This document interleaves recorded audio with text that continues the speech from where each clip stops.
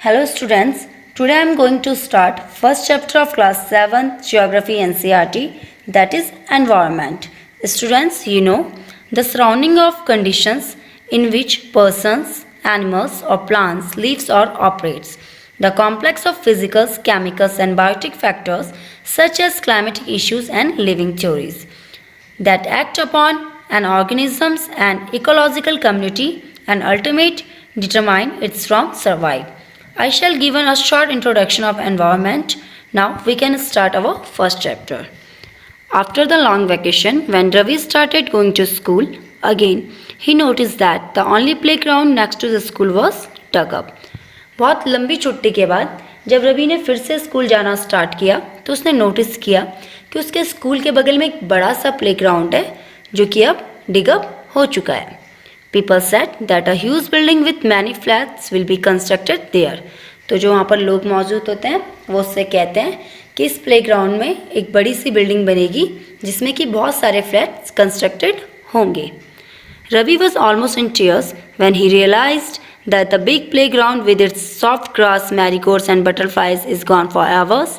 He shared his feeling with his classmates.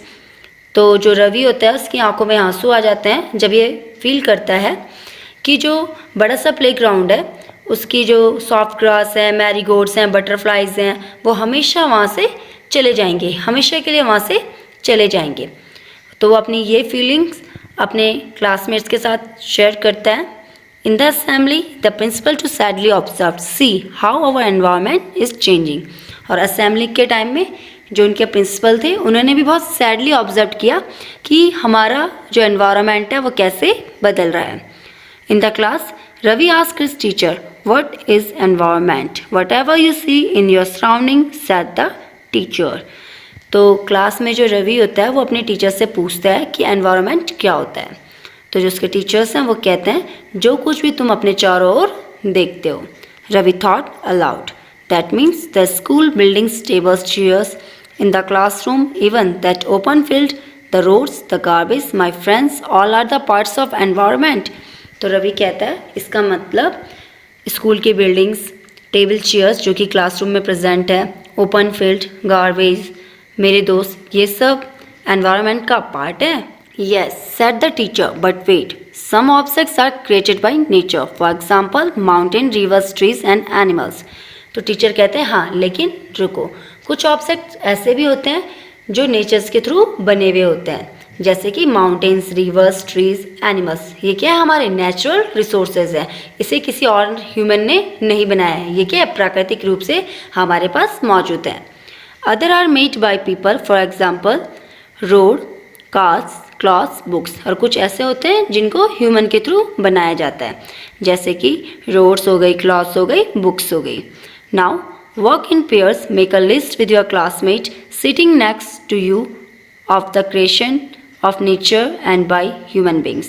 तो जो उनके टीचर्स होते हैं वो उन्हें पेयर में काम देते हैं, जो उनके क्लासमेट उनके पीछे बैठे रहते हैं और वो उनसे कहते हैं कि आपको एक लिस्ट बनानी है जिसमें आपको नेचर क्रिएटेड ऑब्जेक्ट्स के बारे में लिखना है और ह्यूमन क्रिएटेड ऑब्जेक्ट्स के बारे में लिखना है. Ravi, Paramjit, Jassi, Mustafa, Asha were all excited about making the list. तो जो रवि, परमजीत, जस्सी, मुस्तफ़ा और आशा हैं वो सब बहुत ज़्यादा एक्साइटेड रहते हैं इस लिस्ट को बनाने के लिए. Why is our environment changing, हमारा एनवायरनमेंट क्यों बदल रहा है. आस्क्ड इकबाल. इकबाल ये क्वेश्चन पूछता है कि हमारा एनवायरनमेंट क्यों बदल रहा है. It's all because of our need, ये सब हमारी ज़रूरतों के कारण. They are increasing day by day, we are therefore modifying and at times even destroying our natural surrounding, the teacher replied. तो जो उनके टीचर होते हैं वो उनको रिप्लाइड करते हैं कि डे बाय डे क्या हो रहा है कि हमारी ज़रूरतें बढ़ रही हैं जिसके कारण हम क्या कर रहे हैं, अपने जो नेचुरल एनवायरनमेंट है, जो हमारा नेचुरल सराउंडिंग है, उसको क्या कर रहे हैं, डिस्ट्रॉय कर रहे हैं अपने बेनिफिट्स के लिए. Here is the figure, you can see components of environment and the components of environment is categorized into the three category. First one is natural, human made and human.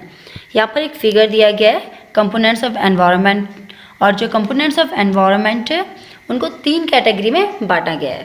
पहला है natural. Natural में है air यानी कि atmosphere, water, hydrosphere, land, lithosphere and living things, biosphere.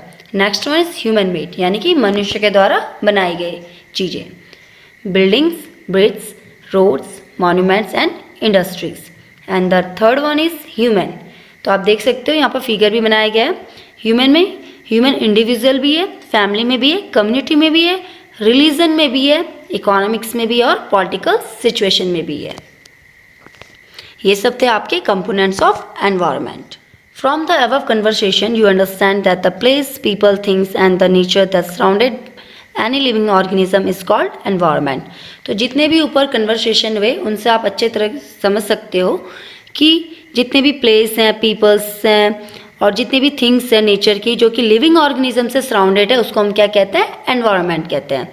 It is a combination of natural and human-made phenomena.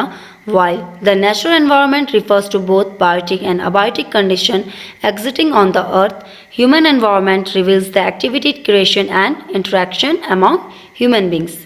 तो ये क्या है? जो एनवायरनमेंट है ये कॉम्बिनेशन है किस किस के बीच में? नेचुरल और ह्यूमन मेड फिनोमेना के बीच में एक ये कॉम्बिनेशन है जिसमें कि जो नेचुरल एनवायरनमेंट होता है वो रिफर्स करता है आपका बायोटिक और अबायोटिक कंडीशंस. तो यहाँ पर आप देख सकते हो कि बायोटिक को ब्लू बॉक्स में यहाँ पर बायोटिक के बारे में हमें बताया गया है. The world of living organism, for example plants and animals. तो जितने भी लिविंग ऑर्गेनिज्म का जो वर्ड होता है यानी कि जितनी भी जीवित वस्तुएं होती हैं उनको हम बायोटिक फैक्टर्स में रखते हैं जैसे कि प्लांट्स एंड एनिमल्स. और अबायोटिक फैक्टर्स होते हैं the world of non living elements, for example land.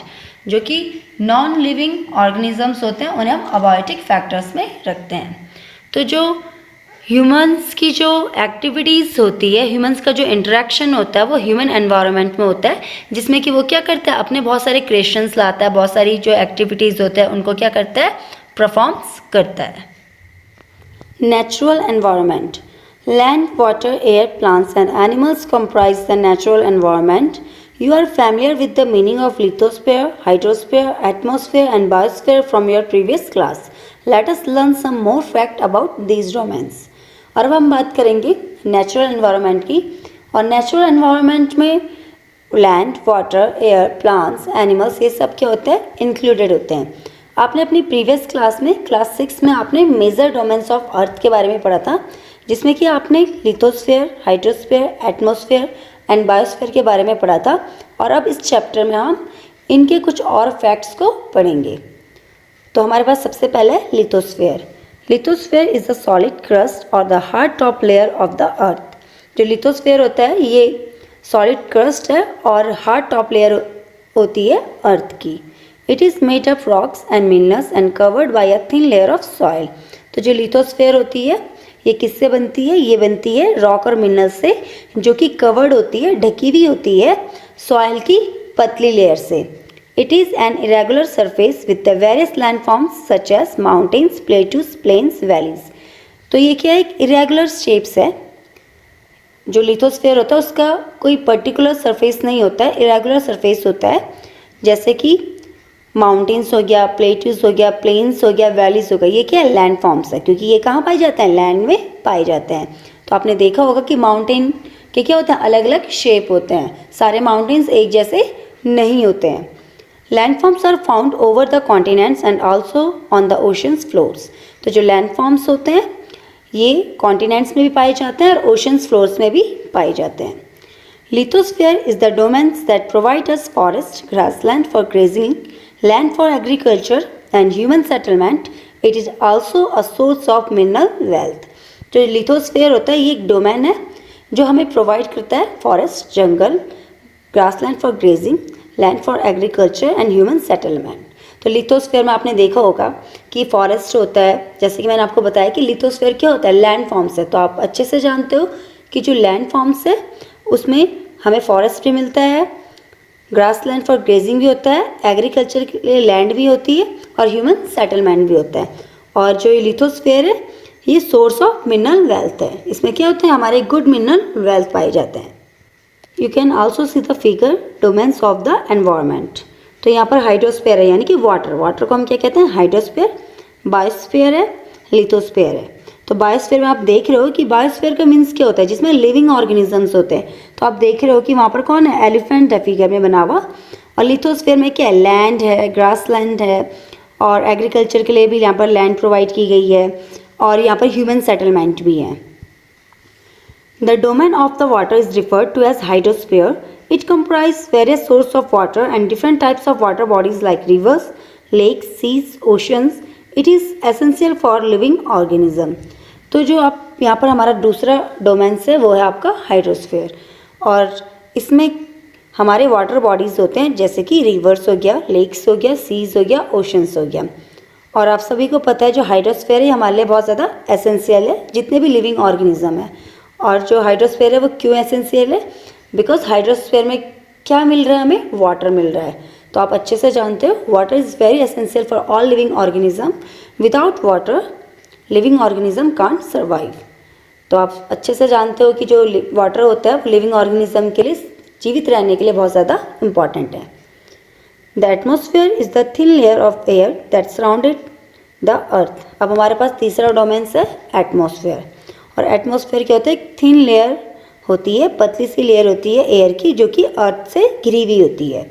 The gravitational force of the earth holds the atmosphere around it. और जो ग्रेविटेशनल फोर्स होता है अर्थ का, यानी कि पृथ्वी का जो गुरुत्वाकर्षण बल होता है, वो क्या करता है? जो एटमोसफियर है उसको चारों ओर से होल्ड करने का काम करता है। It protects us from the harmful rays and scorching heat of the sun. It consist a number of gases, dust and water vapour. तो यहाँ ये क्या करती है, जो एटमॉस्फेयर है ये हमें बहुत हार्मफुल रेज से, स्कॉचिंग हीट यानी कि स्कॉचिंग मीन्स की जो तपतपी गर्मी होती है, जो सूरज की बहुत तेज किरण होती है, और जो हार्मफुल रेज होती है इससे हमें बचाने का काम करती है। और इसमें बहुत सारे नंबर ऑफ गैसेस प्रेजेंट होते हैं, डस्ट प्रेजेंट होता है, और वाटर वेपर भी एटमॉस्फेयर में प्रेजेंट होता है। The changes in the atmosphere produce changes in the weather and climate. जो एटमॉस्फेयर में चेंजेस होते हैं उसके कारण क्या होता है? एटमॉस्फेयर के चेंज के कारण ही हमारे वेदर और क्लाइमेट में क्या होता है? चेंजेस होता है। Plants and animals kingdom together makes biosphere और द लिविंग वर्ल्ड। तो जो प्लांट्स और एनिमल्स का जो किंगडम होता है, प्लांट्स और एनिमल्स दोनों एक साथ मिलकर बायोस्फीयर बनाते हैं लिविंग वर्ल्ड में। It is a narrow zone of the earth where land, water and air interact with each other to support life. तो ये क्या है? जो बायोस्फीयर है ये अर्थ का एक नैरो जोन है जिसमें कि लैंड, वाटर, एयर यानी कि भूमि, पानी और हवा तीनों मौजूद होते हैं, और ये आपस में एक दूसरे से क्या करते हैं? इंटरेक्ट करते हैं। क्यों इंटरेक्ट करते हैं? क्योंकि आप अच्छे से जानते हो कि जो लैंड, वाटर, एयर है ये ह्यूमन लाइफ यानी कि लिविंग ऑर्गेनिज्म के लिए क्या एक सपोर्टेड सिस्टम है। What is ecosystem? अब हमारे पास नेक्स्ट है कि इकोसिस्टम क्या होता है। At NCC camp that Ravi class was attending, Jassi exclaimed, what a heavy downpour. जब रवि ने अपनी एनसीसी कैंप की क्लास अटेंड की थी तो उसकी एक क्लासमेट थी जस्सी, जिसने कि वहाँ पर एक्सक्लेम किया था कि हैवी डाउनपोर क्या होता है। एनसीसी कैंप में जो एनसीसी है उसका फुल फॉर्म है नेशनल कैडेट कॉर्प्स, और ये स्कूल और कॉलेजेस के थ्रू ऑर्गेनाइज किया जाता है, जिसमें कि जो student as a volunteer basis होते हैं। तो डाउनपोर मीन्स होता है, हैवी डाउनपोर मीन्स होता है बहुत तेज बारिश। It reminds me my home in Kerala, you should come and see how it pores and pores and pores over the lush green fields and coconut plantations. तो जैसे ही उसने वहाँ पर एक्सक्लेम किया था कि हैवी डाउनपोर, तो जो रवि है उससे अपने घर की याद आ जाती है। उसका घर कहाँ पर है? केरला में। तो कहता है कि आप लोग केरला आओ और देखो कि वहाँ पर कितनी हैवी रेनफॉल होती है, जिससे कि जो पूरा फील्ड है वो क्या हो जाता है? गीला हो जाता है। कोकोनट्स जो प्लांटेस है वो उनमें क्या होता है, जब बहुत ज़्यादा हैवी डाउनपोर्स पड़ते हैं तो बहुत ज़्यादा क्या हो जाता है? वेट हो जाते हैं। Heera from Jaisalmer exclaimed, we get no rain. तो जो हीरा होती है वो रवि की क्लासमेट है जो कि जैसलमेर से है, वो वहाँ पर बताती है कि हमारे यहाँ कोई बारिश नहीं होती है। We see only kikar and sand as far as the eyes can see, but you also find camels, said Ravi. तो वो कहती है कि हम जितने दूर तक नज़र डालें हमें वहाँ पर सिर्फ रेत और कैक्टस ही दिखते हैं। तो रवि कहता है कि तुम्हें वहाँ पर कैमल्स भी देखने को मिलते हैं। Hira says, not just camels. If you visit our desert, you will see snake, lizards and many insects too. तो हीरा कहती है कि हमें सिर्फ कैमल ही देखने को नहीं मिलते हो, अगर तुम हमारे डेजर्ट में कभी आओगे तो तुम वहाँ देखोगे कि वहाँ पर बहुत सारे स्नेक्स, लिजार्ड्स और बहुत से इंसेक्ट देखने को मिलते हैं। Ravi wondered, why do the animals, the vegetation, and the way people live vary from place to place? Are they all related to each other? तो जो रवि है वो कहता है कि जो जितने भी एनिमल्स है, वेजिटेशंस मीन्स होता है वनस्पतियाँ, और जितने भी लोग हैं वो एक प्लेस से दूसरे प्लेस में रहते हैं, वहाँ अलग अलग टाइप्स के हमें क्या मिलते हैं, एनिमल्स मिलते हैं, वेजिटेशंस मिलते हैं, क्या वो आपस में एक दूसरे से इंटरलिंक्ड है? Oh yes, very much so, the teacher replied. तो उनके टीचर होते हैं वो रिप्लाई करते हैं बहुत हद तक ये आपस में क्या है, एक दूसरे से लिंक्ड है। All plants and animals and human beings depend on their immediate surrounding. तो जो उनके टीचर है वो उनको बताते हैं कि जितने भी प्लांट्स, एनिमल्स, ह्यूमंस है वो क्या करते हैं, अपने जो सराउंडिंग का जो नेचर है उसमें डिपेंडेंट है। Often they are also interdependent on each other, और क्या है वो एक दूसरे पर क्या है, निर्भर है। This relation between the living organism as well as the relation between the organism and their surrounding from an ecosystem. तो एक रिलेशन है जो कि लिविंग ऑर्गेनिज्म के साथ साथ जो ऑर्गेनिज्म और जो हमारे चारों ओर का सराउंडिंग नेचर है, इकोसिस्टम है, उनके बीच में बंधा हुआ है। There could be an ecosystem of large rain forest, grassland, desert, mountains, lake, river, ocean and even small pond. तो वो कहते हैं कि जो इकोसिस्टम है उसमें हमारे क्या होता है कि large number of rain forest होते हैं, ग्रासलैंड होते हैं, डेजर्ट पाए जाते हैं, माउंटेन, लेक्स, पॉन्ड्स पाए जाते हैं।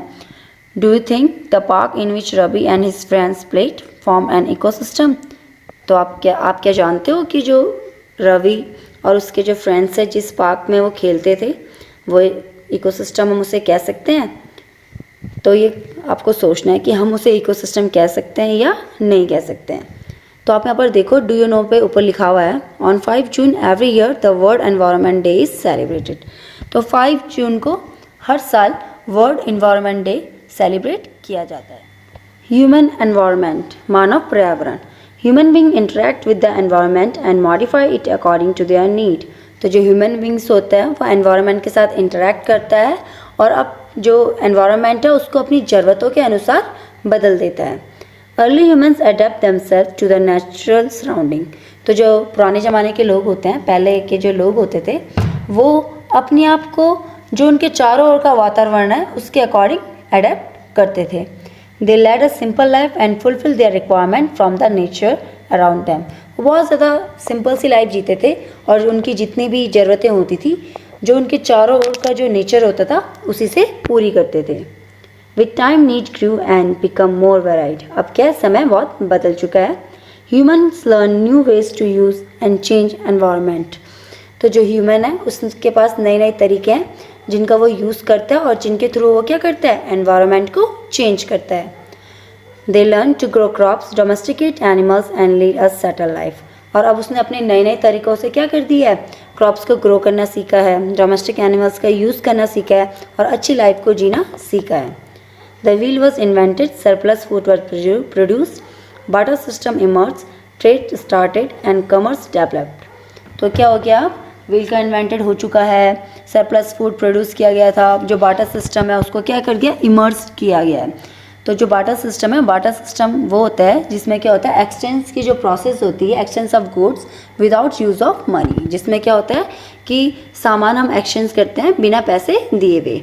तो जैसे कि मेरे पास गेहूँ है और मुझे राइस चाहिए, तो मैं क्या करूँगी, आपको अपने गेहूँ दूंगी और आपसे राइस लूँगी। मैं आपको राइस के बदले कोई भी पैसे नहीं दूंगी, राइस के बदले क्या दूंगी, आपको गेहूँ दूंगी।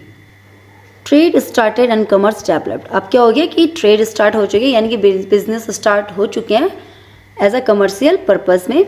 Industrial revolutions enabled large scale productions, transportation become faster. तो अब क्या है, जो इंडस्ट्रियल रेवोल्यूशन है वो ज़्यादा लार्ज प्रोडक्शन नहीं है, उसकी जगह क्या आ गया है, ट्रांसपोर्टेशन आ चुका है जो कि बहुत ज़्यादा क्या है, फास्टर है।